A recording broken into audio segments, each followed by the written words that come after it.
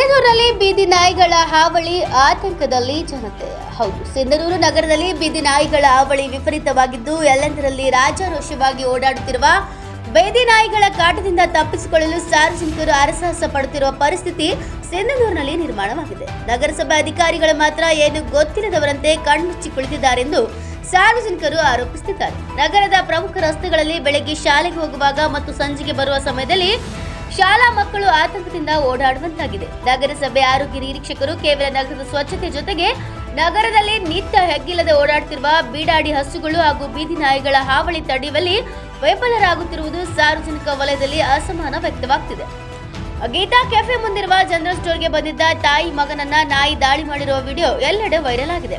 ಬೀದಿ ನಾಯಿಗಳ ಹಾವಳಿಯಿಂದ ಸಾರ್ವಜನಿಕರು, ಮಹಿಳೆಯರು, ಚಿಕ್ಕ ಮಕ್ಕಳು ತೀವ್ರ ತೊಂದರೆ ಅನುಭವಿಸುವಂತಾಗಿದೆ.